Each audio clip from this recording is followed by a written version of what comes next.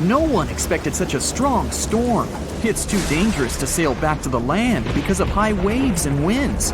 But suddenly, you notice a small green island nearby. You and your friend are about 25 miles off the coast of Brazil. You were fishing and didn't notice black clouds obscuring the blue sky. You're approaching the unknown island and see a Coast Guard boat behind you.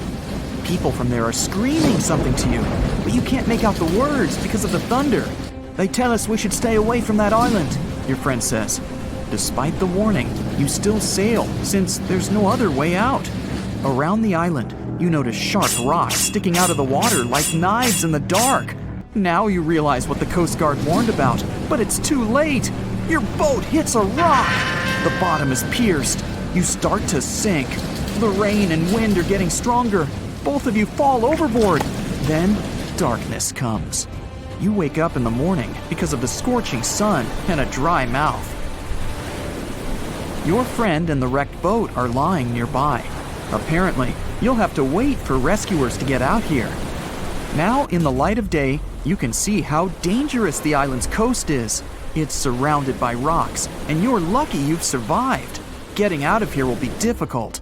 Together with your companion, you decide to look for coconuts and bananas. Your friend goes to the wreckage and pulls out a bag of medicine. Then, both of you leave the sandy beach and enter the dense jungle. A couple of steps later, you hear a strange hiss. You see your friend. His eyes are filled with horror. Goosebumps run down your back. You feel something alive crawling under your feet, and there's a lot of it. You look down and notice slithering snakes. There are dozens of them. They wrap around your legs, get into trees. They're everywhere. Don't move, your friend says. I think I know where we are. You want to ask him a question, but fear takes away your voice. He reads your face and answers the question. We're in one of the most dangerous places on Earth, the Brazilian Snake Island. These are not just some ordinary snakes. This is the golden lancehead, one of the most venomous reptiles in the world. You can find them nowhere else on the planet except for this land. They evolved here naturally, without other snake species intervention. That made their venom 5 times stronger than the venom of ordinary vipers. They're practically the only owners of this island. Nowhere else in the world will you find such a concentration of creeping reptiles on such a small piece of land. And now, they're glad that 2 big lunch meals have arrived. There's little chance of survival, but you're gonna try. The first thing you need to do is get out of your stupor and find a thick stick. This is your best tool right now. If you encounter a venomous snake, the best you can do is retreat slowly. But this time, there are too many of them. They're aggressive and hungry. Together with your friend, you fight off the snakes with a stick. But there's more and more of them coming. One of them falls on your shoulder from a tree and bites your neck. The poison instantly enters your bloodstream and affects your muscles. It feels like your body is melting. It becomes difficult to move, and your neck swells. Your friend grabs you and carries you deep into the jungle. Here, among the trees, you notice an old lighthouse. Yeah, this building really stands out here. Once a year, the Coast Guard visits it. Your friend breaks down the door and puts you on the floor. You're afraid you won't be able to survive the bite. Fortunately, your friend is a doctor. He injects the necessary medicine and saves your life. You have a few minutes to rest before more danger arises. Your friend tells you that the unique snakes appeared here thousands of years ago. This island was part of Brazil for a long time. Then, massive floods separated it from the continent. This part of the land was cut off from the whole world, which helped the formation of a unique ecosystem inside. Vipers that lived here evolved into golden lanceheads. They quickly became the main masters of the island and destroyed all the other animals. But how did they manage to survive without food, cut off from the whole world? They did it thanks to nature and evolution. This island is a transit point for many birds. They stop here to rest during long flights. These birds become dinner for the snakes. Previously, a snake bite almost didn't harm the birds. They were frightened and flew away, leaving the snake without food. But over years of evolution, the island's owners have developed such a potent poison that one bite was enough for a bird to never take off again. There's also a legend that a pirate hid treasures here a long time ago. And, so that no one would ever find it, he brought snakes to guard his gold. Of course, there's no chest with coins here, but the island is attractive for modern pirates, even today. Golden lancehead snakes are an expensive commodity, so bad people often visit this place to hunt the reptiles. That's why the Coast Guard is always on duty around the island. People are forbidden to visit this place. And even if someone manages to get past the guards, they will have to face the rocks. Only biologists and scientists have permission to study the local fauna. A necessary condition for a visit is a doctor's presence in the team, so they can save people from the snake's poison. So we have pirates and hordes of poisonous snakes, but there's something else that makes the island even worse. At this moment, you hear rustling all over the building. Thousands of little paws are tapping on the walls and floor. You look around and see lots of giant cockroaches. Some of them are half the size of your palm. They crawl under your clothes. You and your friends scream in fear and run out of the lighthouse. Quickly, you reach the shore and fall into the water. It seems that not a single cockroach is left under your shirt. But that's not all. You hear a strange buzzing sound. You look around and see a dark cloud of flying beetles forming in the sky. It's locusts! Thousands of flying insects are heading in your direction. To avoid a collision, you dive under the water and wait for the cloud to pass by. You go up to the surface and move to the shore. Fortunately, there are almost no snakes here. You and your friend are afraid to approach the jungle and wait for several hours until rescuers arrive. You're nervously painting a pattern on the sand and make a promise that you'll never revisit this place. Finally, you see the lifeguard boat. You're trying to tell them you got here by accident. They believe you and evacuate you from the island.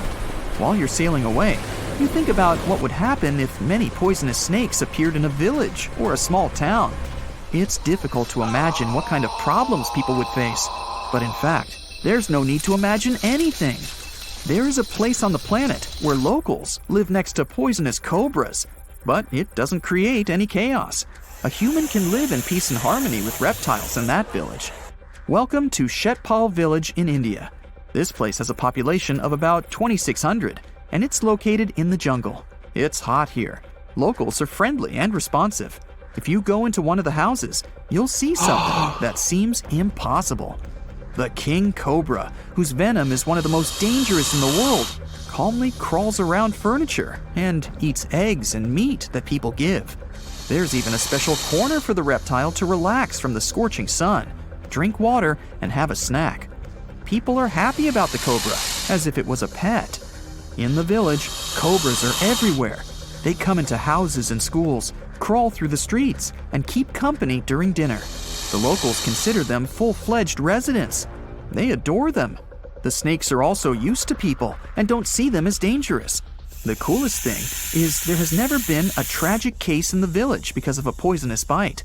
There's no other place in the world where cobras live in such harmony with people. It has recently become a popular location for many tourists looking for the perfect place to get away from it all. If you're lucky enough to catch a sunny day here, it's like no other, I can assure you. Chances are, you'll end up having loads of foggy days, but let's be honest, they have a special allure of their own. This enchanting smile-shaped island is called Sable Island.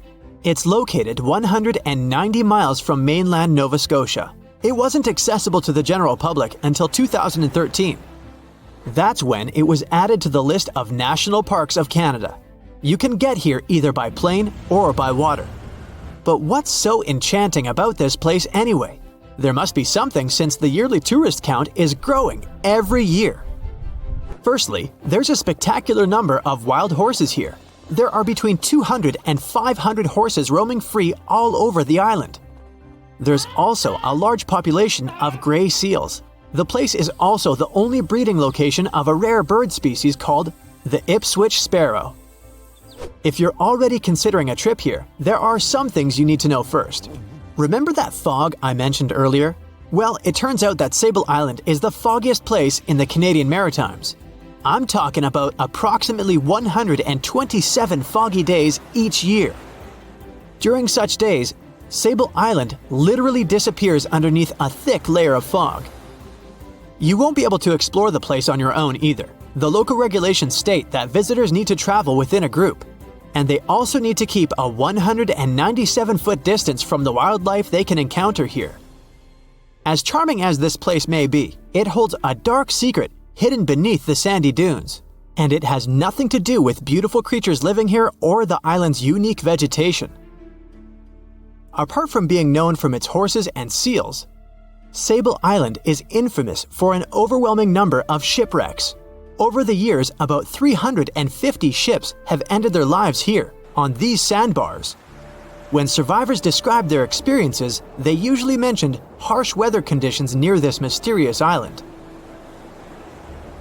The island also made its way into literature when it was described in a book called The Perfect Storm, which was written by Sebastian Junger and published in 1997. The book was so successful that it was later adapted for the big screen in 2000, with George Clooney playing the leading role. The first recorded shipwreck near Sable Island dates back to 1583. The boat was named the HMS Delight and was under the command of British adventurer and explorer Sir Humphrey Gilbert.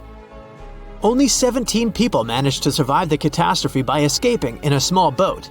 Records mention that they spent 7 days at sea before reaching the shores of Newfoundland. In 1884, another vessel named the Nicosia struggled in the thick fog as well. The ship was completely destroyed, but fortunately, all 18 crew members managed to survive. The captain's son was almost lost at sea when a lifeboat capsized when he was climbing into it. He somehow managed to stay underneath the lifeboat, which was completely submerged. When this lifeboat righted, he eventually emerged from the water and was rescued for the second time. The years between 1947 and 1999 were relatively quiet on the island. In 1999, though, a yacht called the Merrimack ran aground near the shore of the island at about 2 a.m. on July 27th. The 40-foot fiberglass boat had a crew of only 3 people. Natural gas exploration workers, who were luckily not far away, rescued them. The crew managed to fly safely to Halifax the next day. The owner of the Merrimack tried to recover his boat by hiring local fishermen. Unfortunately, this operation was unsuccessful, since only the fittings of the yacht were eventually saved.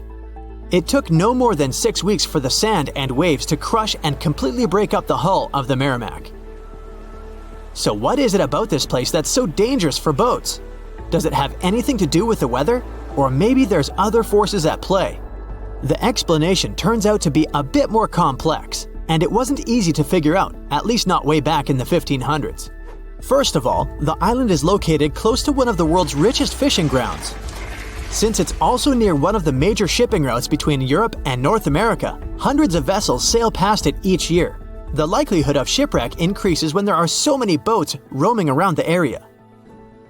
Sable Island is also in the way of most of the storms that move up the Atlantic coast of North America. It's no surprise that boats often get hurtled straight onto the shores of this island. The weather has a lot to do with it too. During the summer season, the warm air from the Gulf Stream creates a dense fog as it merges with the cool air by the Labrador Current that passes by the island. Other currents don't help the matter. Sable Island is next to the meeting point of 3 major ocean currents: the Gulf Stream, the Labrador Current, and the Belle Isle Current. Since the 1950s, radars and other modern navigation tools have been used on commercial vessels as well. Up until then, the sextant was the main instrument used to figure out a ship's location. It doesn't mean that sextants weren't accurate, but this instrument couldn't work properly without a clear view of the sun or stars, which means it didn't help much in dense fog, such as the one surrounding Sable Island, or when it was cloudy. Often during bad weather, the captain of a ship navigated, relying on their experiences and intuition based on the ship's speed and direction. That's why most of the survivors in shipwrecks near Sable Island said that the captain had simply miscalculated the ship's position, crashing into Sable Island by accident. This dusty, sandy land is as unfriendly to ships as it is to trees. There's reportedly a single tree on the whole island, and it looks a lot more like a bush. It's actually a pine tree. And since the famous island horses don't see it as much of a food source, it somehow managed to survive. Reports say that the tree was planted back in the 1950s. local authorities were trying to grow a forest on the island to make it a bit more welcoming. They've planted tens of thousands of trees over the years, more than 69,000 evergreens, 600 fruit trees, and about 55 pounds of pine seeds, along with other plants which could survive the conditions on the island. But they were no match for the extreme weather and sandy soil. Out of all those plants, just one pine tree is still alive.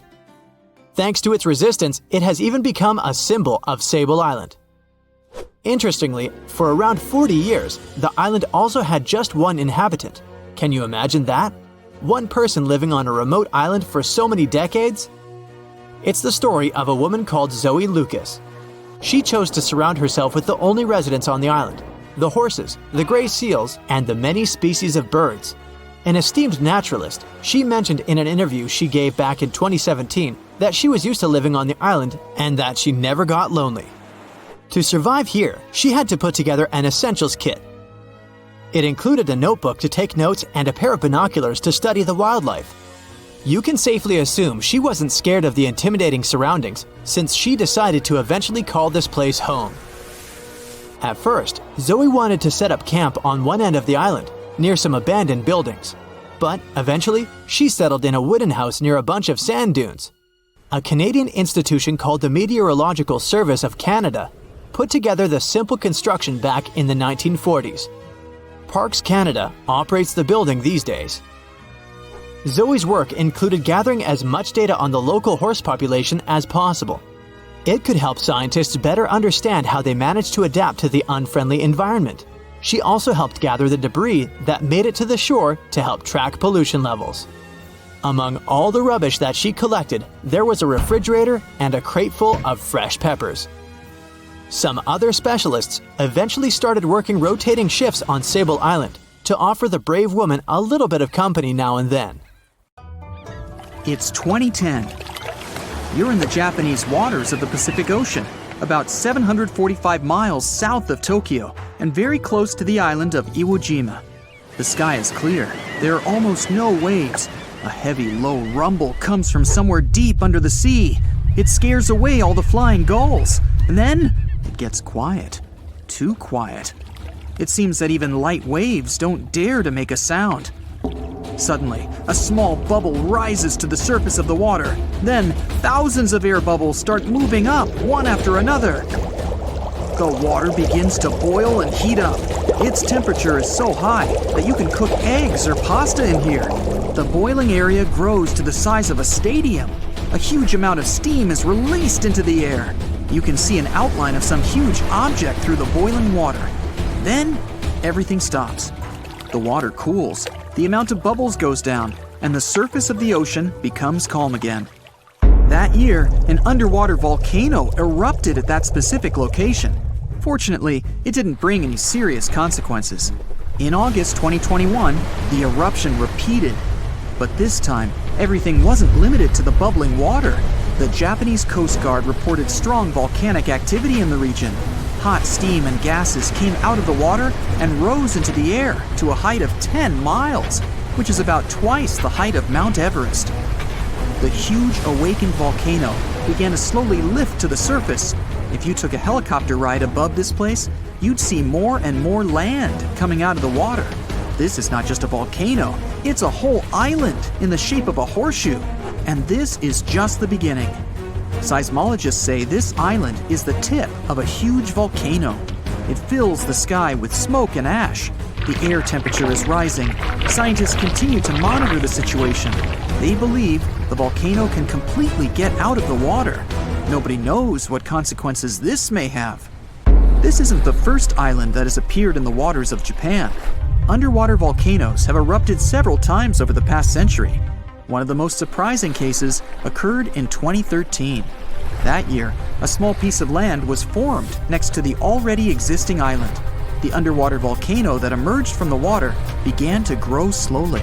At some moment, it connected to the island. After 2 years, the area of this island increased by 12 times compared to the original size. Smoke is always pouring out of this place, and its surface is filled with red-hot lava flows. The volcano is unstable and isn't going to calm down. Such phenomena occur not only off the coast of Japan. In the 1960s, a volcano awoke on the southern coast of Iceland. For 3 whole years, it was coming to the surface and had formed an island by 1967. They called it Surtsey. Unlike the Japanese islands, this is where the volcanic eruptions ended. Now the island is one of the most inaccessible places on the planet. Only a few scientists in the world have permission to walk around this place. They want to learn how the plant and animal life of the island are formed without human intervention. This is a unique event, and here's why. Underwater volcanoes differ in their behavior from land volcanoes. They don't explode and don't release lava flows upwards. A huge amount of water above them creates high pressure. As soon as the magma gets out, the water immediately lowers it to the seafloor. Underwater eruptions don't normally cause any changes on the ocean surface. So, millions of gallons of lava sink to the bottom, cool down, and solidify around the volcano. This lava forms a thick layer of Earth's rock. To make an island appear on the surface, an underwater volcano needs a lot of magma. The next eruption creates another thick layer. Millions of years pass, and passive lava flows form mountains. Constant eruptions increase the height of the seabed. Layer by layer, the cooled lava rises higher and higher, and then, one day, it appears on the surface in the form of an island. Often, underwater volcanoes don't reach the surface and fall asleep forever. Such volcanoes are called seamounts. The tectonic activity also affects the formation of islands. The volcano has a source of magma that comes from the mantle of the planet. The tectonic plate is moving, and a volcano is placed on it, so the plate can lead the volcano away from the source of magma. When a volcano rises, it can simply move aside and no longer erupt. From the outside, the volcanic islands look like an apocalypse, lava spraying in different directions, smog and ash filling the sky. But in fact, volcanoes are not about destruction, but the creation of new life. Lava is any hot metal, but the natural lava flowing out of volcanoes is called magma. When it appears on the surface of the ground, various gases and acids instantly evaporate from it, and magma becomes lava. But underground, it's magma. These molten metals contain trace elements of almost all chemical substances that exist in nature. They enrich the land they're flowing in. Ash is also filled with many different elements. The lava hardens, the ash settles, and this creates favorable conditions for the appearance of a rich ecosystem. It can take millions of years to develop, though. The simplest bacteria appear. They feed on chemical elements coming from the volcano. When you have favorable conditions for bacteria, you get favorable conditions for bigger life forms. Birds flying by also help to develop the new ecosystem. They build nests on the island, bring tree seeds and plant spores from the continents and other islands. All this enriches life on the volcano. Volcanoes are isolated places, so unique species of animals, insects, and bacteria can appear only there and can't be found anywhere else on the planet. However, if the volcano wakes up, it can also destroy the ecosystem. The entire island can be covered with ash and simply lose all vegetation. But then, on the scorched ground, life can appear again. Hundreds of islands around the world appeared because of the eruptions of underwater volcanoes. Hawaii, Indonesia, and Iceland have them on their territory. Imagine that people settled on a similar volcanic island and built a city there. And one day, the volcano woke up. It once happened 200 miles south of Tokyo. People built a beautiful town right in the center of an active volcano on the island of Aogashima. In May 1785, the catastrophe began. That day was sunny, and no one could imagine what tragedy was approaching them. At some point, thousands of birds took to the air and flew away from the island. Then, the ground began to shake. A heavy, low sound came out of the town depths. Streams of smoke were coming out of the crater of a green volcano. The volcano was throwing dirt, large stones, and various debris into the sky. The disaster lasted for several weeks. Since then, more than 200 years have passed, and the volcano has never woken up again. The town was rebuilt after the disaster. Now, this place is so great, people don't want to leave, despite the risk of a new eruption. More and more residents are coming to the island. There are many thermal springs, and the waters around the island are rich in fish. But the volcano may wake up at any moment. Fortunately, meteorological and seismological services monitor the situation. A lake can also form inside the volcano, but you shouldn't swim in it. In Indonesia, on the island of Java, there's a volcano with a crater inside. It's filled with turquoise water. The magma inside the volcano consists of many molten metals and chemical compounds, and the lake gets these substances. The volcano emits sulfur dioxide gases that combine with the metallic lake. This gives the water its strong acidity and turquoise color. The steam coming from the lake is acid. When it combines with air, it ignites. This is visible at night. Sulfur accumulations flare up and illuminate everything around. And now for some breaking news. All snakes have suddenly disappeared. If you saw this on the news, what do you think would happen? Well, Voldemort certainly wouldn't be pleased to hear this, and neither would other Slytherin members. Hogwarts would have 3 houses instead of 4. Parseltongue, which is the language of serpents, would become useless. Okay, Potterheads, let's get back to our Muggle world. How would it affect us? Well, let's look at the bright side first. People with ophidiophobia, which is the fear of snakes, would be so relieved. We can all agree that snakes aren't exactly everyone's favorite animal. Some snakes are venomous, and this doesn't help save their reputation. It's often overlooked that these animals usually prefer to retreat when you encounter them. They can become defensive if threatened, but when left alone, they don't want to mess with you. Try telling this to people with a phobia, though. Now they can enjoy outdoor activities, such as mountain climbing, like everyone else. And yet, they would have other worries in the absence of these serpents. The design of the ecosystem works like a clock. Every species has an important role. If one goes down, the others will be affected. Snakes are no exception to this order. They primarily snack on mice or rats. They help to control rodent and other small mammal populations. This is important in terms of preventing the spread of diseases, too. Think about the spread of the plague of medieval times. Driving out all reptiles could cause a similar problem. Did you know that the bubonic plague was never completely gone? It's been spotted in modern times too. For instance, in Madagascar in 2008. So it's good to have some snakes around to protect us from disease outbreaks. You see, snakes are excellent hunters. They ambush their prey by using their highly developed senses to find and track their potential dinner. They're super mobile, can squeeze through cracks, climb on rock walls, and swim. They can even fly. Well, sort of. Flying snakes can't actually gain altitude, but they can glide. They use the speed of free fall and contortions of their bodies to follow airflows and lift themselves. Yeah, they can catch their prey in numerous ways. If we imagine a world without them, it will lead us to another phobia. Allow me to introduce you to mussophobia. It's the fear of mice and rats. People with this phobia will have a hard time with all those rats wandering around, since there are no snakes to eat them. Not to mention that a single pair of rats can have 1 million descendants in over a year. Say hello to crop damage. An overpopulation of rodents can lead to a shortage of food and competition for resources. Do I feel the Hunger Games vibes? Oh, and mice wouldn't be our only problem. You can add insects to the list too. Again, without snakes, they'll throw a party in the streets. Reptiles also play an important role in the natural environment and food webs as prey. Mongooses, eagles, and hawks would really miss snakes.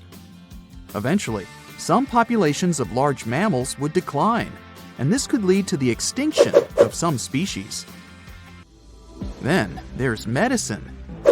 Scientists and researchers would miss these creatures. Snake venom is the key to the development of certain medicines. For example, some diabetes and heart disease medicines have been derived from snake venom. Patients who need them will get affected too. When we mention snakes and medicine, there's something else that comes to mind. Botox. Is it really snake venom? Nope. Snake venom used in skincare isn't obtained from the animal itself. It turns out that this ingredient is called snake. It's a human-made ingredient designed to mimic the effects of temple viper snake venom. Now let's picture what life would really look like without snakes. I'm starting with day 1. People don't immediately notice the absence of these creatures. So, in the first few days, especially in cities, people would have no clue that all snakes are gone. Workers in zoos could start to panic. You would see some news about snakes missing from zoos. Then people in zoo administrations would go through CCTV footage. They would be shocked to see that snakes disappeared into thin air. After the spread of this news, authorities would probably open special departments to see if they have any snakes left in their country. Then it would turn into a worldwide issue. Some sort of a global alliance would be established to investigate what happened to these reptiles and what could be done about it. By the time authorities and people understood the severity of the situation, ecosystems would already start to change. People who live in urban environments may not be directly affected in the first few months. Then they would see more mice in their houses and in the streets. Around 500,000 mice live in the network of tunnels of the London Underground, for example. The number may vary, but many rodents live in large cities. These animals would become more visible. You'd open a kitchen cabinet and, oops, you'd see a mouse looking at you from behind a jar of peanut butter. New career opportunities would arise, since the demand to live in a mouse-free environment would skyrocket. Authorities might introduce new taxes to raise money to handle this new situation. After all, they would need to provide people with safe places to live. Of course, it would be not only urban places that would be affected by the absence of snakes. The countryside would have even more problems. Without snakes, the number of pests would increase. These animals would start destroying crops and habitats of other animals, and farmers would be in serious trouble. Authorities would need to support people living there and find ways to protect the environment, which would be their top priority. Researchers and scientists would have to take a huge responsibility. Maybe they'd create artificial snakes that could be nutritious like real snakes, so that animals like eagles would hunt them and continue to live. What artificial snakes would look like is a mystery. I can't imagine them. I'll just leave it to you. If we flashed forward to 5 years from the first day of the world without snakes, we would face an entirely different world. Maybe we would have a special day for it, the 5th anniversary of the world without snakes. The changes would be obvious, but by that time, people would have probably got used to living in that different world. Some restaurants would have already made changes to their menus. Goodbye to snake soup. Then there would be new museums dedicated to snakes. You'd be able to read about the story of their evolution and see their fossils. Maybe you'd stop by the museum souvenir shop to buy a snake-shaped pen for your friend. Lastly, we would still be looking for alternatives to snake venom in the field of medicine. I mean, it's a relief for people who show allergic reactions to snake bites, but these animals are crucial for some studies and medicines. So, researchers would still be busy trying to find alternatives that could replace snake venom. If we went 200 years ahead in time, we would see a world where people have fully accepted that snakes are gone for good. So much so that younger people would only know that there was an animal named a snake that once lived on this planet. They would get to know this animal from history books and videos. Coloring books would have a cat or a dog, but not a snake. Mythical creatures like Medusa and Shamaran would become even more mystical and interesting. Oh, and we wouldn't compare a sneaky person to a snake anymore. There would be a new definition for them. We've survived the Ice Age, meteorites, and many other challenges, so we'll probably figure something out. Fingers crossed that this scenario never gets real, though. Do you have any other version of how events could unfold in a snakeless world? There's a tiny island surrounded by the stunning clear Red Sea and a bustling underwater world. Zabargad, also known as St. John's Island, has no trees and consists mostly of peridotite, which is rich in peridot. And before you Google it, peridotite is a gemstone that has the nickname the Evening Emerald because of its sparkling green hue. Some historians believe Cleopatra herself loved peridots, and that lady could afford any jewels in the world. Geologists believe peridot forms as a result of the spreading of the seafloor. When the Earth's crust decides to part ways, rocks from deep down get pushed up to the surface. That's exactly how our treasure island formed. The African and the Asiatic continental plates bumped into each other, and rocks in the lower crust went above sea level. Peridot also comes from meteorites that have crashed into Earth, but that's really rare. Its color ranges from a brown-green color to yellowish-green to pure green. Yellowish-green is the most common shade you'll see in jewelry. This color is possible thanks to a good amount of iron in the stone. The deposits of this beauty are spread all across the world, from Vietnam to Arizona and Hawaii, Tanzania, South Africa, Sri Lanka, and Norway. And then, of course, there's Zabargad. So, this place is geologically unique as it's an island built of uplifted mantle, and it's also the oldest and longest known source of peridots in the world. The first people came here for the gemstones many centuries ago.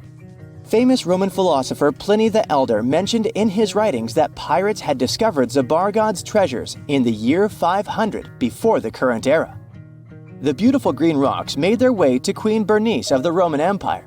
They came from the ancient trading port Berenike on the edge of Egypt's eastern desert. When the city fell in the 6th century, all work stopped, and the island with all its treasures stood alone for hundreds of years. In the 19th century, British explorers found the beautiful green island in the Red Sea and figured out it was the one described by Pliny the Elder a long time ago. Turkey did some mining here in the 20th century. Over just 4 years, they managed to collect over $2 million in peridots. They sent the gemstones to France for cutting. The work conditions on the island were nothing like a tropical fairy tale you could imagine. There was no drinking water for workers, so they had to install a gas-powered water condenser. Now, this territory belongs to the Elba National Park System. Most people come here to see the underwater beauties of the reefs, but if you look above the water, you can still see some beautiful sparkling peridots. If Christmas Island in Australia is on your travel list, plan the trip wisely. If you end up there in October or November when the wet season begins, you won't be able to enjoy a walk around. Red crabs cover the whole island like a blanket. And it's not one of those fluffy blankets you want to wrap yourself into. Over 100 million crabs are on a mission to reach the shore alive, marking a crucial phase in their life cycle. For the majority of the year, these red crabs reside in burrows and rock crevices. They have fruits, berries, fallen leaves, and various organic matter to keep them going. But when the dry season is over and the moon is in a specific phase, they know it's time to go. When they reach the coast of the Indian Ocean after several days of migration, they create deep burrows where females will eventually hatch their eggs. Once the burrows are ready, the male crabs return to the rainforests and the females stay at the beach for at least 12 days to keep the family going. The new parents are so smart, they follow the moon to pick the perfect moment with a milder tide to carry their eggs to the water. Once they hatch, the crabs bring their new family members back inland. There, they wait for the rainy season again to keep the circle of life going. To safeguard this magic, authorities close road in areas where crab migration takes place. Japan has a brand new addition to its archipelago. The world's newest landmass literally popped up in November 2023. This unnamed island is just over 300 feet in diameter. It's made of pumice and tuff left by an undersea volcano that kicked off its eruptions in October. The volcanic hustle has quieted down since then, and the waves are eroding chunks of the newly found land. Without lava flows to create a sturdy protective crust over the soft volcanic debris, the future of this freshly formed island is unstable. Similar islands had popped up before but were short-lived and vanished once volcanic activity ceased. An island born in 2021 the same way is still visible today though, so the newborn island might have some life prospects. If not, we're likely to see more territories like this. Japan is super rich in active volcanoes on land, with over 100 in its collection. If you make friends with the Uros people living in the Lake Titicaca area and ask them for their address to send a postcard, they will have a hard time answering. Their ancestors from more than 500 years ago came up with a brilliant invention to protect themselves from the Incas.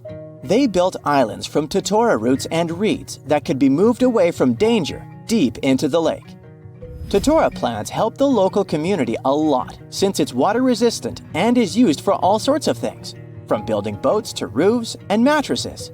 The islets are even edible, and the flowers of the plant they're made of are used for tea. So there are around 120 islets still preserved, and over 1,000 people can live on them. From 2 to 6 families share one islet home. Since there's no need to run away from the Incas anymore, they need to make sure the islets stay in one place.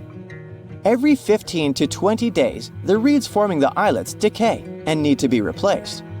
To prevent constant drifting, locals use eucalyptus rods as anchors, firmly securing the islets. Despite their small size, these islets have 2 spoken languages. The residents craft their fabric and create stunning outfits. Solar panels provide sufficient power for them to have light and even TVs. The main islet has a radio station, and the locals have embraced tourism. You can make a reservation online and experience the floating life yourself. Some islands pop out of nowhere, and others disappear without a trace. One of the most famous so-called phantom islands is High Brazil off the coast of Ireland. Before you ask, no, it doesn't have anything to do with Brazil. High is a variation of I, which means island, and Brazil comes from the root bres, meaning mighty, great, beautiful in Irish, and it gave the name to one of the local deities. This tiny mist-covered island was first mapped in 1325, but later attempts to pinpoint its exact location didn't come to one result. So, legend has it that the island appears only once in 7 years, and even those who claim to have seen it say they had just sailed right through it without bumping into any land. Captain John Nisbet shared the story of how he had not only spotted High Brazil, but got stranded on it with his crew. According to him, the island boasted a castle and was mostly uninhabited. There was even an encounter with an ancient grave gentleman who shared the island's ancient history over a lavish feast. In the late 15th century, a series of expeditions set sail from Bristol to find the famous island. All attempts failed, and High Brazil disappeared from the maps in 1865. We might never find out if it was there in the first place, but it's a beautiful story anyway. Now, all the islands can be easily tracked by coordinates, but it's not the case with these Peruvian islands. These floating islands occupy a corner of Lake Titicaca, the world's most navigable lake. The cool thing about Uros Islands is that these islets are human-made. They were built by layering totora roots and reeds. Totora is water-resistant, and it can be used for making boats, roofs, mattresses, and more. Also, these islets are kind of edible. You heard me right. The plant the islands are made of can be eaten, and its flowers can be used to make tea. Now, there's a serious downside, though. Every 15 to 20 days, the reeds composing the islets rot, so they need to be replaced with new ones. And it's an endless cycle of work and repair. As it's human-made, it's more of a boat than an island. Plus, the Titicaca waters can be pretty turbulent, so the locals needed to find a way to stop the islands from constantly drifting away. To do that, they stick eucalyptus rods into the bottom of the lake, and these rods serve as anchors. Now, despite the tininess of these islets, there are two languages spoken in this territory. This one and that one, neither of which I can speak, hence the subtitles. Also, people living there are pretty self-sufficient. They can even weave their own fabric and make stunning outfits out of them.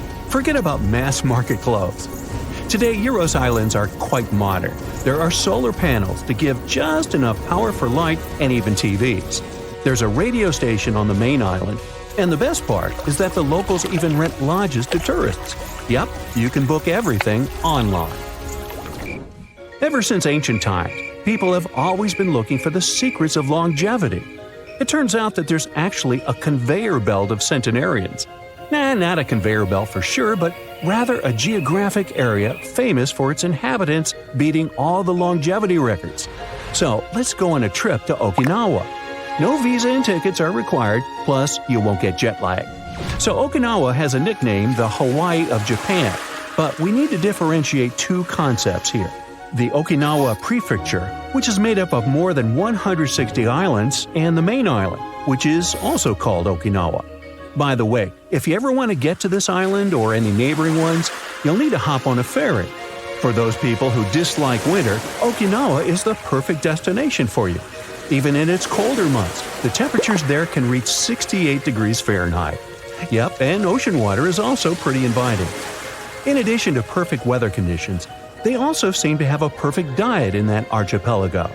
The thing is, this place is a melting pot of cuisines. There's a strong Chinese influence here, so you'll easily find Chinese delicacies on any menu. If you're more into noodles, then you can treat yourself to soba noodles. Taco rice is also popular there. And they have their particular type of seaweed, the sea grapes. They say it's the rich diet in tofu, yam, and seaweed that makes people in this area live longer than average. Now, there's already enough to make you want to visit this awesome place. But here are some more cool facts about Okinawa. For one, the first cherry blossoms can be found here. It's already possible to see the first petals in mid-January. And this locale is the birthplace of karate. So, chop chop! Off we go to the next destination. This is a football field. Let's cut it in two halves. Look at one of the resulting halves. Now imagine 100 people living there. They say Hong Kong is the busiest place on our planet, but Magingo Island seems to be no less busy than that. Different sources provide different information. Some of them say that there are 131 inhabitants, while others claim there are about 500 of them. Let's stick to the less shocking figure, but 131 inhabitants for half an acre is still mind-boggling. By the way, it's not the most peculiar thing about this island. Its location is quite interesting too. Unlike most regular islands, this one is located in Lake Victoria between Kenya and Uganda, and not in the sea or ocean. There are quite a lot of buildings for its small territory, and all of them have metal tiled roofs. If you saw it from above, you think it's a giant metal turtle floating on the water. There's barely any vegetation there. Most of the island is covered with rocks, yet there's a tiny piece of land with green grass and just a couple of small shrubs. The island is all about fish. Most men there go fishing every day, while the women hang the fish on a string to dry and save up for later or to sell. Most of the people living on the islet of Magingo make their living catching fish in the plentiful waters around the island. There are tons of fresh perches out there. Yep, there are jobs, but no hospitals, no schools, and no other public institutions. But surprisingly, there's a 12-room hotel made of corrugated iron. Also, there's a hairdresser's office where you can get stunning braids. Money circulates here, so it attracts various businesses. They even have 2 tailor shops with a variety of fabrics. Most of the buildings are made of steel, especially on the high street. There are also some makeshift huts in the alleyways. Almost all of the houses belong to the same person, Joseph, who rents them. He also owns some of the bars. There's only one building made of brick on the island. It's the house for the boat engines, and it belongs to Leonard Obala. He owns most of the fishing boats on the island. Hey, mention my name to Lenny, and you'll get a good boat. Magingo Island may be one of the most densely populated, yet it's not the tiniest inhabited island on the planet. The island of Bishop Rock, a part of the Isles of Scilly, which sounds like something right out of Monty Python. It's located 28 miles off Cornwall, and may not have any grass for the sheep to feed on, but it may fit in some people. Almost 2 centuries ago, in 1847, it was decided to build a 160-foot lighthouse there. The whole construction process was quite tricky. The workers could barely find the place to step on. It took almost a decade to build it. The first lighthouse was made of steel and was never lit because it was washed away in 1850. The second attempt was more successful, with the whole construction made of stone. There are 10 floors, which are a water tank that provides fresh water for the dwellers, an entrance room with a metal door, a storeroom with a window, the first oil room that was indispensable for keeping the light in paraffin lamps. The second oil room, this one has a window, a living room with a window, a bedroom with a window, once again a storeroom, a service room, and the lamp. Whew. Any lighthouse needs a keeper, so they moved into the place in 1858, and it lit its first paraffin lamps on the 1st of September, the very same year. It meant that Bishop Rock wasn't uninhabited any longer. It wasn't the first time that the island got some dwellers. The first people appeared there back in the 13th century. It was a kind of punishment for those who were guilty of felonies. Like this, it became Britain's smallest island. It still holds a Guinness record for being the world's smallest island with a building on it. Today, the island is uninhabited because the lighthouse has been automated since 1992. So, we've had a longevity island, one of the world's densest islands, the smallest one, and never-stopping edible islands. But what about the cutest island? I'm sure everyone is going to love it, unless they're allergic to cats. There are only about 55 human residents, but over 100 four-pawed ones. They say the fluffy residents are really sweet, as they're used to being around people. So, the moment you step on the Tashirajima Island, you'll be greeted with a rub against your legs. There's even a cat shrine on that island, which is quite rare. And, wait for it, it's the cat's meow. Even in 2023, you can still find places where modern humans have never been. Imagine living on one of such isolated islands. You wouldn't know about modern civilization or have seen a person from the outside world. One such island is located in the Bay of Bengal in India. It's called North Sentinel Island, and getting there is strictly forbidden by law since the mid-20th century. Even if you try to reach there, the Indian Coast Guard won't allow it. But that's not the only hurdle you'll face. Say you have decided to reach this island in a small boat. The water is crystal clear, and you can see all sorts of fish swimming around as well as some gorgeous coral reefs. And then you see the island in the distance. It looks like a dream come true. But before you can even think about getting any closer, you notice some dots on the shore. Suddenly, something whizzes past you and lands in the water. Wait a minute, is that an arrow? Yep, and the next one hits the side of your boat. Looks like someone on the island really doesn't want visitors. Turns out the dots on the shore are people, the local Sentinelese tribe, armed with spears and bows. They start shouting something at you in a language you can't understand, but their gestures imply that you should leave immediately. If that wasn't clear enough, they throw spears and shoot arrows at you. Yeah, that's definitely a clue you're not welcome here. It's not just you they're aggressive towards, though. They're known for guarding their island fiercely and don't want anyone else to come in. Even helicopters can be attacked when they fly too close. That's why the authorities have made it illegal to visit the island. It's not just to keep tourists safe, but also to protect the islanders themselves. The Sentinelese people have lived in isolation for thousands of years, and they have no immunity to modern diseases. Even a simple cold could wipe them out. Despite the risks, some people have tried to make contact with the Sentinelese tribe. They want to befriend them and learn about their way of life. And in some cases, they have succeeded, but it's definitely not recommended. You never know how the locals will react. Interestingly, North Sentinel Island was visited by an officer named Maurice Vidal Portman in 1880. He found that the island was surrounded by coral reefs and limestone, and had fertile soil perfect for growing coconut palms. He spotted several villages on the island, but didn't approach the locals or explore the island further. Maybe he sensed that it was best to leave this paradise alone. In the past, researchers have attempted to establish friendly relationships with them by offering them fish as gifts, which the locals accepted, but still refused to allow any visitors to approach their home. Despite their complicated language, modern people were able to communicate with the islanders over several decades, and in 1991, one of the locals approached the boat that was carrying the gifts for the tribe and accepted them. In the same year, a group of locals even boarded the boat and took a bag of coconuts brought to them by a team of anthropologists. This was one of the last positive interactions with the tribe, as India's government has prohibited any interaction with the Sentinelese for their safety. There is another beautiful island located 25 miles off the coast of Brazil, which has a lighthouse that serves as evidence of modern humans' presence. However, there are no people on the island, and the Coast Guard occasionally check the lighthouse to ensure that no strangers have visited the place. People are not allowed to visit this island for their own good since it can be dangerous. So, what's wrong with Snake Island? The name will give you a hint. It's got like 4,000 snakes all over the place. Basically, 1 every 10 square feet. They slither on the ground and hang from the trees. And these are not just any snakes, but some of the most venomous in the world. They're called golden lanceheads, and they only live on this island. The snakes are so savage that they specialize on hunting birds that come here to rest during their long flights. The island used to be connected to Brazil, but it got separated by the sea about 10,000 years ago, and since then these snakes have ruled the roost. They're the kings of the island, and they have no predators to fear, but they don't have a lot of food options either, so they evolved to have super venomous bites to take down their prey easily. Anyway, enough about snakes.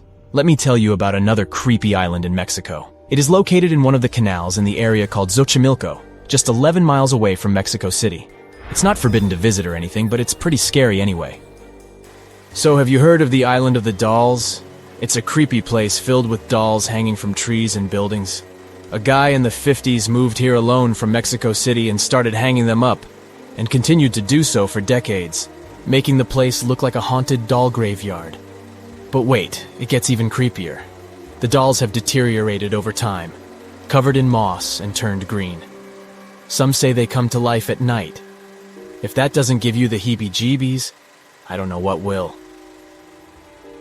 Now let me tell you about Bouvet Island, one of the most mysterious places on Earth. It's located in the South Atlantic Ocean, 1,600 miles away from South Africa and 1,100 miles from Antarctica. It's super difficult to reach, and normally you can only do so from large ships passing by. The island is almost entirely covered by a glacier, and at its center, there is a volcanic crater. The only inhabitants of this place are penguins and seals. It's a perfect location for someone who wants to be alone, away from civilization. It was discovered in 1739 by a French explorer, but they didn't write down the location, so for almost 70 years nobody knew where it was. In the early 19th century, it was rediscovered, but it wasn't until 1927 that someone actually set foot on its shores. Fast forward to the mid-20th century, and some people decide to build a weather station there. When they arrived, they found something super weird, an empty lifeboat just chilling in a lagoon with a bunch of seals. It was in good shape, and there were oars and a buoyancy tank nearby. There weren't any markings or signs of who it belonged to, but it seemed like whoever had been on it had escaped from a wrecked ship. Strange thing though, there were no footprints or signs of people on the island, so where did the sailors go? Nobody knows. Let's finish with a completely safe and cute island in the Bahamas called Pig Beach. It's not the official name of the place, but everyone calls it this way because the island is home to lots of pigs. They spend their days swimming, sunbathing on the beach, exploring the jungle, and begging tourists for food. What's really cool is that you can stay at a hotel on a nearby island and take a boat to visit the pigs. They're super friendly and love attention, especially when there's food involved. And thanks to the kindness of tourists and locals, these cute little pink and brown piglets are able to survive on the island. No one knows for sure how the pigs ended up on the island. According to legend, they survived a shipwreck and swam to safety on Pig Beach. There are also a few cats and goats on the island, which adds to the animal farm vibes it's giving out. So if you're looking for a unique and adorable experience, Pig Beach is definitely worth a visit. Just remember to bring some snacks for the piggies. Imagine you're a movie director looking for beautiful landscapes to shoot a movie. You walk along the picturesque Paraná River and find a perfectly round island in its delta. It's slightly larger than a soccer field. You come back a few days later and see that the island has changed its position. It's moved a little to the side and spun around its axis. This is what happened to Argentinian director Sergio Neuspiller in 2016. He discovered an island that constantly moves around its axis. He called it the Eye. If you look at it from a bird's eye view, you'll see that it's similar to a slowly moving eye. It's like nature itself is looking at you.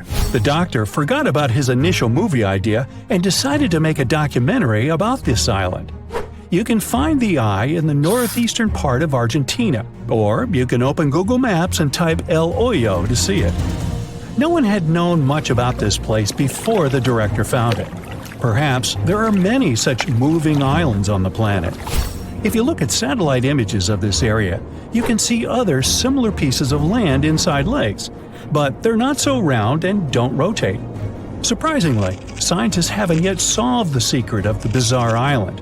The most popular theory says that underground wells create strong water flows and change the current that pushes the island from side to side. When the Eye collides with the ground, it bounces off like a ball, causing parts of its muddy shores to break off. But not everyone looks for a scientific explanation for this natural phenomenon. Some locals believe that the island is part of some kind of technology created by space civilizations. Ooh. Our next stop is the smallest island in the world. No one can even step on it because of its size. So, here's Vancouver Island in the Canadian province of British Columbia. Fairy Lake is located here. Look at the water. You may not notice the island at first. Technically, it's not even an island. It's just a piece of log sticking out of the water. This log is covered with moss and grass. But the most incredible thing is that a tiny Douglas fir grows on this piece of wood.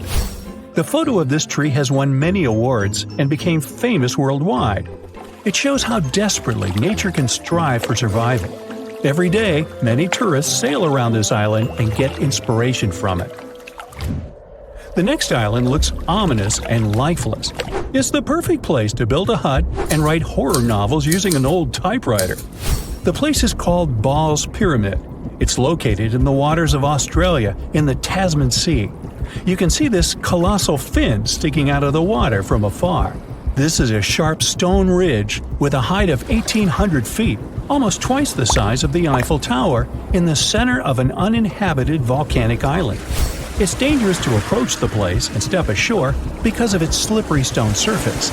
Scientists come here with special equipment and probably some good boots with traction. The purpose of their visits is a mystery that lies in the heart of the ridge. It was first discovered in 1788. The navigators who found it considered the island lifeless, and so it was believed for more than 200 years. But then, in 2001, people decided to examine the place again. A group of scientists arrived there and found one of the rarest insects in the world. At the height of more than 100 feet, a small bush grew. A colony of land lobsters, also called walking sausages, was hiding there. These are critters from the family of stick insects.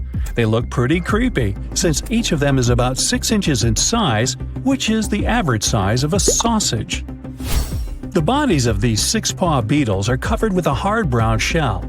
Scientists found 27 insects, and their population keeps growing. These creatures were considered extinct at the beginning of the 20th century. Scientists still don't know how these beetles got to this remote, harsh place and how they managed to survive there. The next unusual place is probably the most isolated and one of the most mysterious in the world. Welcome to Bouvet Island, located in the southern Atlantic Ocean, 1,600 miles from the coast of South Africa and 1,100 miles from Antarctica. It's possible to get there only if some big ship is passing by. An ordinary motorboat won't be able to reach this place because of the cold temperature and icebergs. The island is completely covered with ice and has a volcano crater in its center. You won't find anyone living there except penguins and seals. One French explorer discovered the island in 1739, but then its coordinates were lost. People found this place again only at the beginning of the 19th century.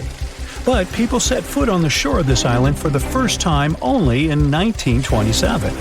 Then, closer to the 50s, they decided to build a weather station on it. Researchers came there and found something strange on the icy surface of the island. And it wasn't due to the penguins and seals. It was a lifeboat lying in a small lagoon among the seals. It was in good condition. Not far from the boat, they found oars and an empty copper container. Perhaps some ship went down nearby, and the survivors reached the island in this boat. But the researchers found no traces of people. Until now, this boat remains a big mystery. How about visiting an island that doesn't exist? It's in the South Pacific Ocean near Australia and New Caledonia. It's called Sandy Island. It was first discovered in 1876. Researchers began putting it on maps at the beginning of the 20th century. But when people arrived at the specified coordinates, they found no island. So, by 1970, people had removed it from all the maps released at that time. Then, in 2012, Sandy Island appeared again, this time on Google Maps. The researchers came there, but still found nothing. Maybe it had gone underwater. With the help of echolocation devices, they explored the seabed, but didn't notice any signs of an island. They found out that it appeared on the maps because of human error when printed cards were being transferred to digital ones. The mistake was quickly corrected, but a trace of it remained. If you enter these coordinates into Google Maps, you'll see a mysterious black spot in the middle of the ocean. And that's precisely where I am narrating this story. Nah. How did people discover it in 1876? Most likely it was an underwater volcano that woke up and spewed some magma out. In the cold water, it solidified and turned into pumice. So people on that ship must have noticed huge floating pieces of volcanic rock and mistook them for an island. Our next island could be a new continent, but turned into nothing. At the beginning of the 20th century, famous marine explorer Robert Peary, the first in history to reach the North Pole, went on an expedition to the northernmost Canadian island, Ellesmere. He was on the shore, looking through his binoculars at the ocean. In the distance, amid the white snow, he noticed the white peaks of a giant island stretching across the horizon. The traveler didn't have enough food and fuel to get there and check out this land. He wrote the coordinates in his diary and went back to the mainland. Together with other researchers, they concluded that he had found not just an island, but a new continent. A few years later, Robert Peary organized a new expedition to that place. But this time, he couldn't find the mysterious icy land. The ship stayed in cold waters for several days, drifting from side to side. The crew was running out of food and fuel. They were about to go back, but then they noticed those snowy peaks again. The joy of discovery was quickly replaced by disappointment. Those peaks were just fog. Under the influence of cold air and the sun's rays, the fog looked like an island at a certain angle. When the ship approached it, the island dissolved like a mirage. Oh well. Have you ever heard of an island that is regularly attacked by sharks? For many years, people living there haven't been able to find a way to stop this. Neither can they understand why sharks come there so often. So, what's going on? Why do these predators keep bothering this specific island while completely ignoring the others in the area? Let's go to this mysterious place and try to find out. July 22nd, 2015. The ocean waters near Reunion Island were clear and transparent. The western part of the island, St. Lou, had always been a great spot for surfing.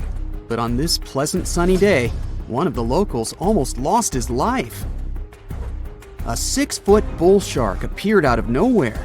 Once right next to the shore, it suddenly charged at surfer Rodolphe Arriaghi.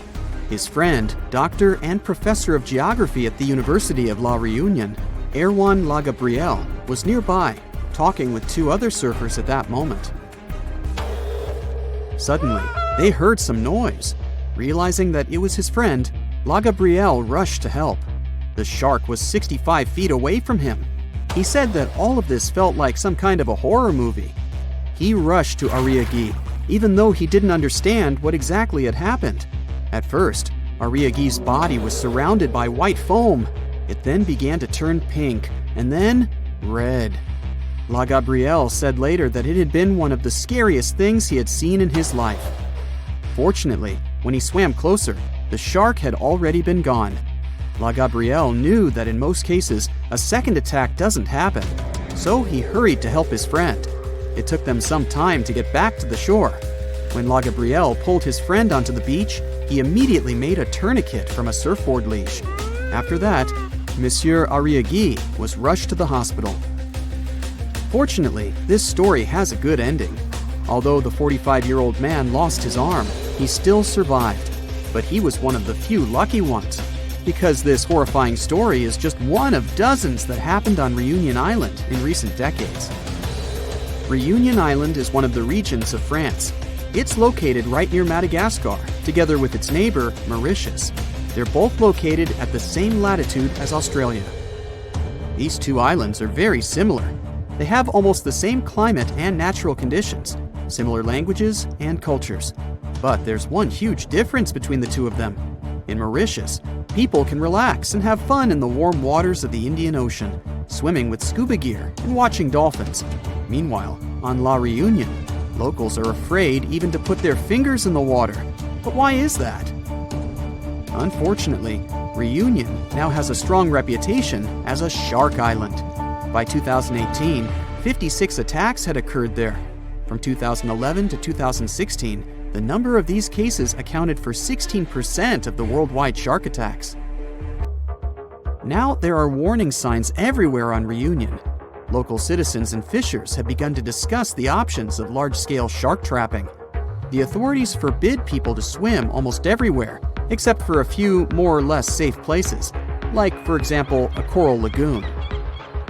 And still, any fisher or scientist knows that sharks can easily get inside these coral rings.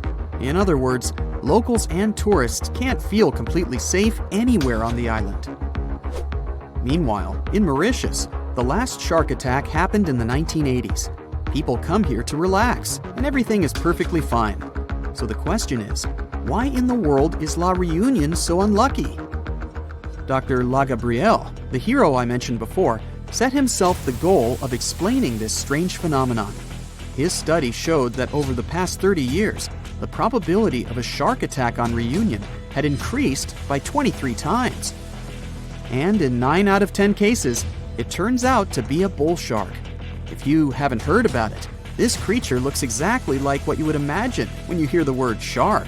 It's one of the most popular species and the one that you often see in different movies and cartoons.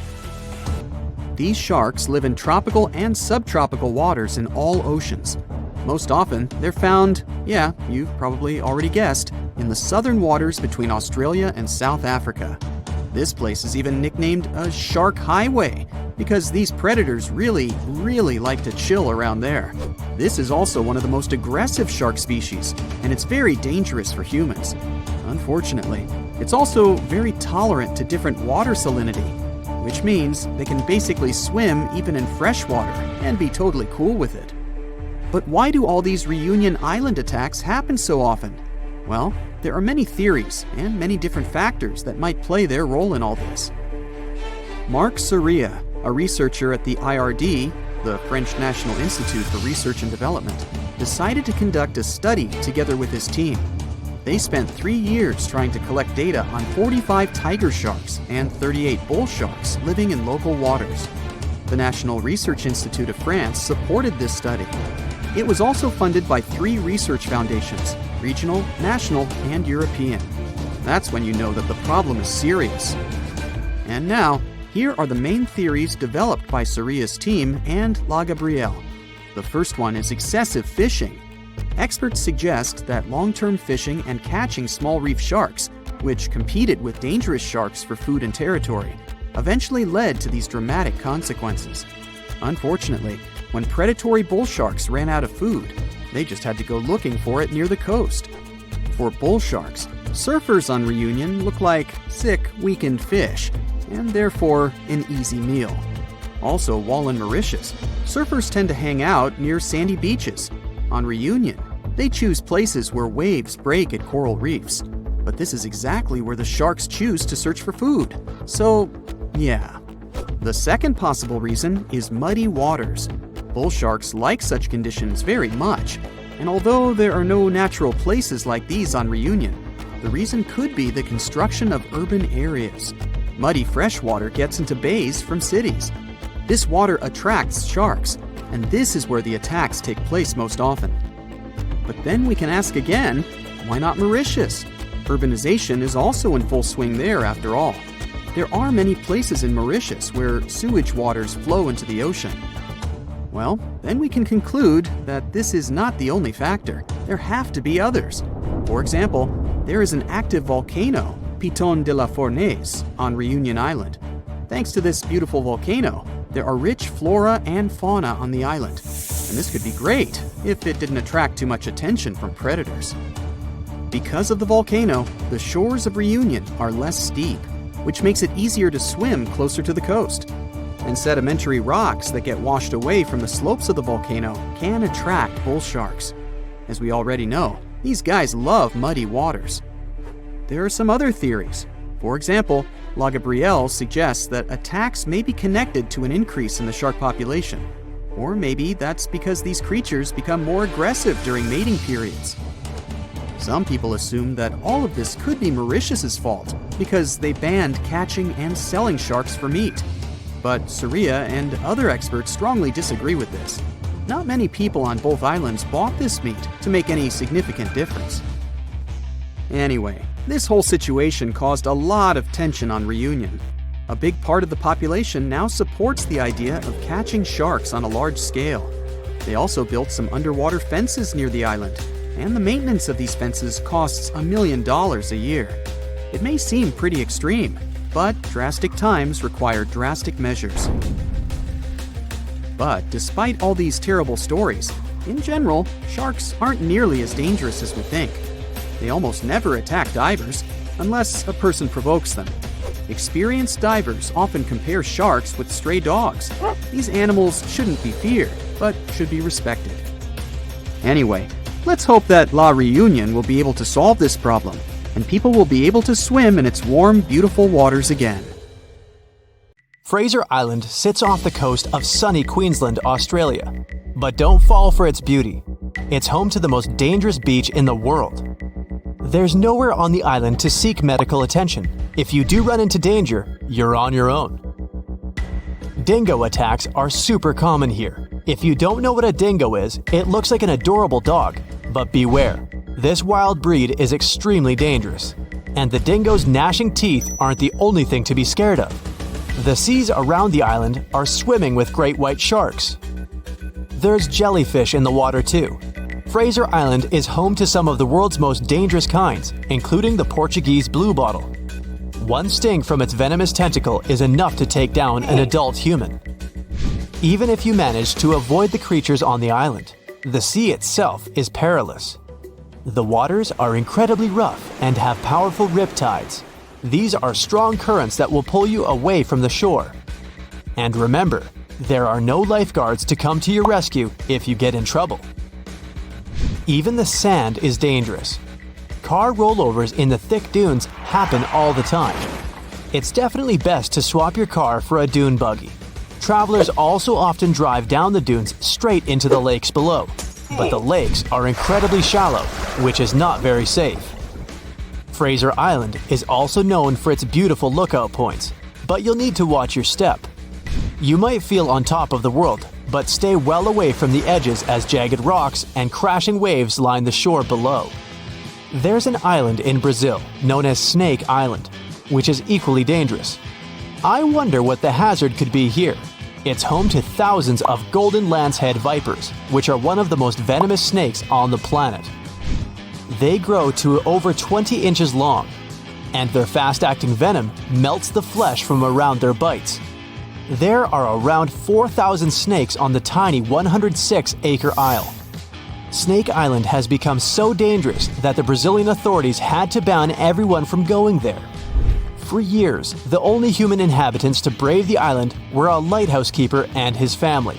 But local legend says that one night a group of snakes crawled in through a window to attack, and the family was never seen again. Known as the gas mask town, the island of Miyakijima is not one to visit in a hurry. It's home to a fiery, active volcano that has erupted several times over the past few years. There were several massive eruptions leading to the spread of a highly poisonous gas across the island. Residents are now required to carry gas masks at all times, and a terrifying alarm blares across the island whenever the poison levels get too high. The island is also in the middle of the Devil's Sea. Ships mysteriously vanish in the area, and experts have no idea why. The North Sentinel Island is home to a remote and unwelcoming tribe. They lived alone on the island without any modern technology or contact with the outside world for over 60,000 years. And that's just the way they like it. They've been known to fire arrows at anyone who attempts to enter the island. There are many stories of people visiting the island, and they are never seen again. It's not ghoulish ghosts or slithering snakes that you have to worry about on the Caribbean island of Saba. It's hurricanes. The tiny island has been hit by more severe hurricanes than anywhere in the world over the last 150 years. There have even been 7 tropical cyclones, which is an intense circular storm. The winds in these storms can reach 254 kilometers an hour. Try standing up in that. You'll also struggle to find a pilot who'll even land on the island. It's incredibly dangerous not because of the winds, but because it's home to the shortest runway in the world. It's only 440 yards long. 2 huge rocky ridges surround the runway, so there's no room for mistakes. The Kilauea beaches of Hawaii used to be one of the most dangerous in the world. The Kilauea volcano has been almost consistently erupting for the past 35 years, spewing red-hot lava into the surrounding waters. The water temperatures have even passed boiling point as a result of the lava. Happily, it's no longer active. While the island of Bikini Atoll might sound like the perfect summer vacation destination, it's most certainly not. The problem is that this place has dangerously high radiation levels, and the locals had to leave it. Although the island was declared safe in the 90s, its original inhabitants have refused to return. The lack of fishing in the area has also led to a massive increase in sharks who swim the waters in search of their next meal. Strangely, the corals and reefs are thriving. From the distance, Ramree Island looks idyllic. White sand, swaying palms. But beware. They say thousands of hungry saltwater crocodiles used to lurk there, ready to strike at any time. The exact number of those animals was unknown, and some scientists claim that there are quite a few of them right now. I'd stay well clear of the island though. I don't really feel like becoming crocodile food. Skeleton Coast in Namibia is appropriately named as the harsh landscape and lack of water make life almost impossible. Whale carcasses, turtle shells, and elephant rib cages litter the shore. If that isn't bad enough, lions and hyenas patrol the beach in search of their next meal. The surrounding waters are just as dangerous, as they are home to 11 different species of shark. Many sailors have become lost on this coast and have never been seen again. Cape Tribulation in Australia also lives up to its name as it is packed, full of dangers. Swimmers have to wear special stinger suits because the water is teeming with stinging jellyfish. Saltwater crocodiles also hide in the water, but they don't make a suit to keep you safe from those. It's not just the jellyfish that sting. The area is covered in stinging trees. The trees have jagged leaves that give the crocs' teeth a run for their money. On land, there's angry cassowary birds. There are flightless birds that are the same size as an ostrich. They have sharp talons that can easily slice through skin. The Otterkliv beach in Norway is one of the best places to see the northern lights, but you'll be lucky if you survive more than one night there. The seas surrounding the island can reach 46 degrees Fahrenheit, and that's just in the summer. It probably feels like swimming in ice cream. For years, Gansby Beach has remained a habitat for the most dangerous creatures on the planet. Sharks are particular fans of its waters, and the coastal stretch is known as the Great White Shark Capital. The sharks are attracted to the 60,000 sea lions that flock to the beach every year. Not just shark food, wild sea lions can be unpredictable and aggressive towards humans. Comoro Islands are the worst vacation destination for those who don't really like mosquitoes. The place is swarming with the little guys. Locals say all the water on the island must be contaminated because of them. so they like to sterilize water before drinking, making ice, and even brushing their teeth.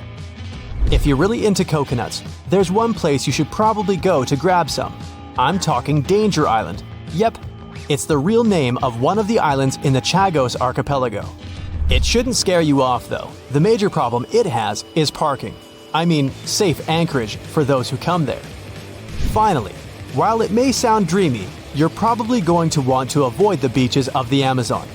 Sharp-toothed red-bellied piranhas, anacondas, and electric eels are just some of the beach's regular residents.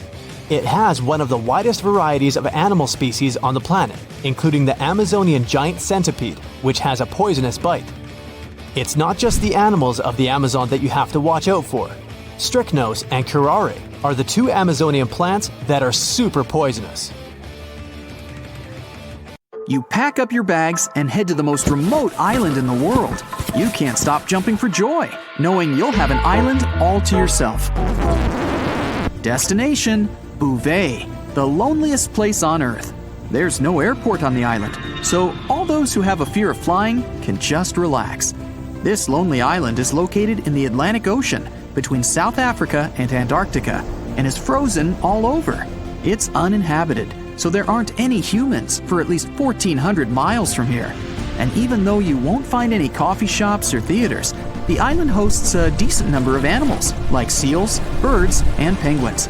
And no, there aren't any forests or jungles, but you can find some moss and lichen. Right now, you're on a ship wearing a thick jacket and cupping hot tea in your hands. It's been days since you left the coast of South Africa. Finally, you see the island out in the distance. Many frozen cliffs surround it, so it's really difficult to scale it. Maybe a helicopter could do the trick. The place was pretty popular back in the day and was named 3 times since its discovery. But not even the smallest piece of land goes homeless for long. So Norway decided to keep it. They even gave it its own internet domain, .bv. But no one has created any websites under it yet. As of now, the place is mainly used by scientists to study whale migration. Tristan da Cunha is a small volcanic island in the Atlantic.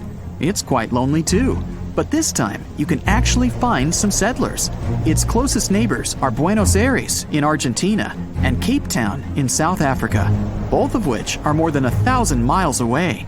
Just like Bouvet, this place doesn't have an airport. You could catch a ship from Cape Town instead, for a 7-day voyage costing you between $800 to $1,500. Be prepared for a long visit. These ships don't come and go every day. You may find yourself booking a place for an entire month before going back home.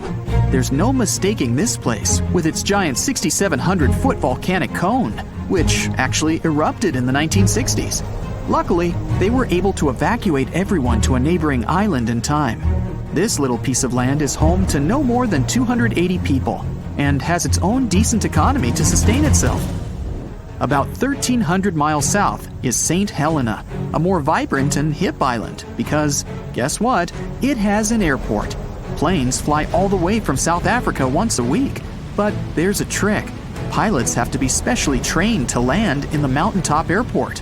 The country is smaller than Rhode Island, the smallest state in the U.S., but what it lacks in real estate, it makes up for in its rich history. Napoleon spent his final years on the island, and it's also home to the oldest tortoise in the world. Population here doesn't exceed 5,000 people, who love to enjoy the beach and the amazing highland scenery. In 1790, a group of British and Tahitian sailors reached a chain of islands in the South Pacific, in the middle of nowhere. Seeing as they were stuck and loving the isolation, they decided to create a settlement on one of them.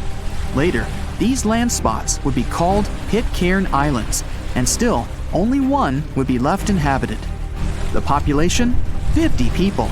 You can find a mix of cultures between British, Polynesian, and other Pacific Islanders thriving and living life to the fullest. And why wouldn't they?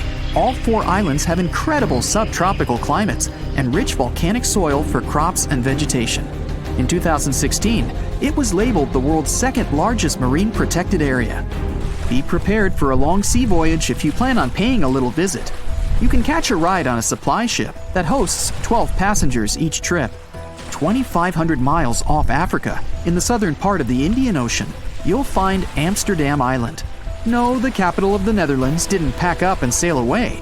This remote island is home to an extinct volcano that rises to about 3,000 feet, and the place itself is only as big as a mall. There are no permanent residents, but it hosts scientists and a research facility, around 30 people. All the way north is the Norwegian archipelago of Svalbard. Seems calm and peaceful, with people enjoying their days. Except, wait, get back inside. This place is known as Polar Bear Island, where the bear population outnumbers the human one. You may arrive by plane or ship, but either way, you'd be getting a breathtaking view of snowy mountains and cute, colorful buildings. Despite the curious bears, people have been able to maintain a stable life there, and the island is actually home to many nationalities from over 50 different countries. Svalbard welcomes anyone to stay and live without a visa, as long as they have some place to stay and a job to make a living. It's located roughly 500 miles north of Norway in the Arctic Ocean. But where isn't the only tough question. It's when you go, too. If you're not a nocturnal type, then consider going there in the bright half of the year, where you could experience sunlight nearly all day, every day. Because during the other half of the year, there's total darkness. But you'll get to witness some beautiful northern lights right above you for quite a while. Svalbard is considered the most northern settlement in the world, and actually has the most northern university as well. Because of the permafrost, life isn't easy here, which means they get most of their stuff on ships from abroad. But that didn't stop the dwellers from having the global seed vault to host almost 1 million seeds from around the world as a backup, in case crops can't grow anymore. Off the coast of Chile is the easternmost presence of Polynesian culture. 2,300 miles west of South America and 1,200 miles away from Pitcairn Islands, the most famous island inhabitants are known around the world for their huge heads. Yeah, those heads. More than 600 are scattered across Easter Island, but archaeologists dug deeper and discovered that their bodies are buried beneath the ground. The island is also known as Rapa Nui, or the Great Rapa.